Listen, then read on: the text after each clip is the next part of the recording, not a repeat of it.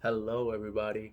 Super excited to do my first book review of 2021. Hope everyone is doing well as always. Hope you all had a great new year and hope 2021 is much better than 2020 for all of us.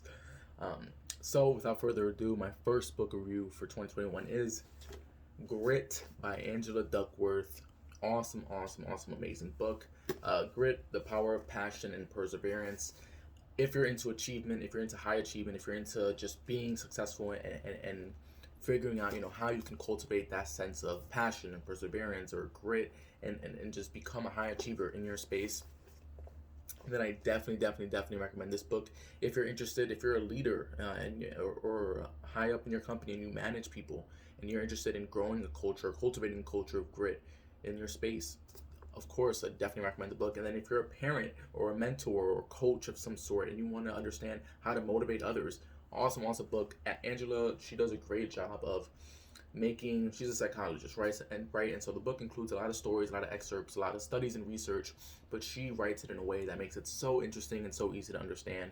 And so if you're interested in the subject at all, off the bat, I automatically recommend the book. And Angela, she appears on a bunch of podcasts. So if you want to listen to her before you buy the book, definitely give her a quick Google search and you'll find her content. So grit, the book is about. So she defines grit as. I mean, it's kind of a nomenclature word that we all use sometimes, but she defines it as a blend of passion and perseverance.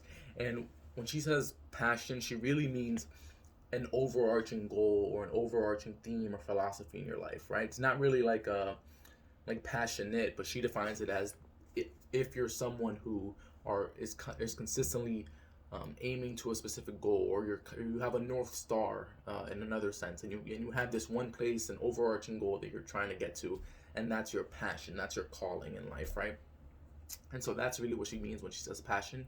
And perseverance comes into play because she means, can you keep that passion and develop it and build on it and sustain it over a long period of time? And so that's how she defines grit. And the book really is about defining grit, about the studies and the interviews she's had with people who demonstrate passion and perseverance and kind of the way she defines it.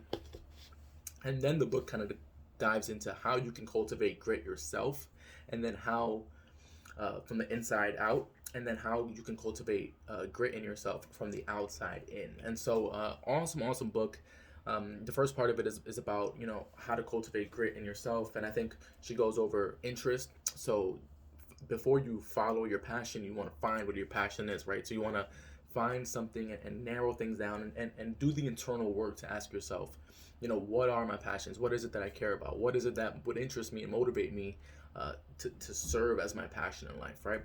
Once you narrow it down, practice, go out there and do it. Go out there and try different things, do trial and error, and network and learn from other people. And also in practice, she talks about deliberate practice. And here she talks about a lot about, don't just practice by doing the same thing repeatedly. Don't practice by doing the things you're comfortable doing. Don't stay within your comfort zone when you're practicing and you're doing the work and the extra hours. Don't do that, because what she found in her research and her studies and her interviews is that high achievers, they practice differently and they practice deliberately, and no pun intended, but they call it deliberate practice. And what they mean is that they're always searching for negative feedback. They are, instead of doing the same task over and over again, they narrow down in small parts of their skill set, and they just try to master each and every small part and then move on to the next, right? And so they're very detailed, they're very deliberate in how they practice and spend their time. And so just on that concept alone in the book, it's just super powerful. Then she talks about purpose. Not only if you do want to find something you're passionate about, it might already be something you're already doing, but maybe you haven't connected it to a greater purpose in life, or maybe you haven't connected it to one of your core values. And so she speaks about doing that. And the last one is hope. Hope is super important in cultivating grit within yourself, because if you already think you're not a naturally talented person, or if you think that you somehow are lacking in grit, or you don't know what your calling is, it really does start with the hope and the belief that you can change, you can improve, you can learn new things at any point. And so those are really the main things on cultivating grit within yourself on your own. And then in terms of the environment and cultivating it from the outside in, she refers to Humans, we have this tendency to conform, right? I mean, if you're, jocks, it's an easy example, but jocks, like, and athletes, they all tend to act similarly, and people talk about code switching, and like if you're in a certain environment, you act a certain way, and then when you go somewhere else, you act in a different way, right? So we conform to the situation we're in, and it's a natural evolutionary trait, right? So we can feel safe, so we can feel like we belong, etc., right? So she brought up that we can use this to our advantage. If we want to be grittier, if we want to lead grittier lives, just find a gritty environment, find a gritty culture and join it. Find gritty people and spend time with them, because eventually we're going to conform to what they're doing and their standards.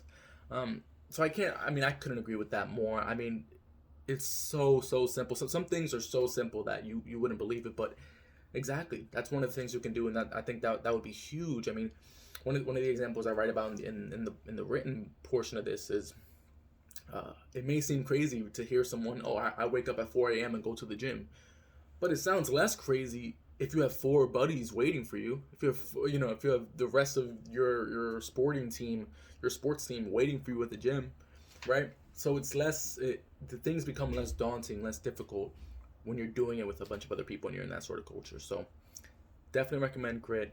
Definitely recommend listening to Angela and visiting her content and her page. So awesome book. If you're interested in high achievement, definitely recommend.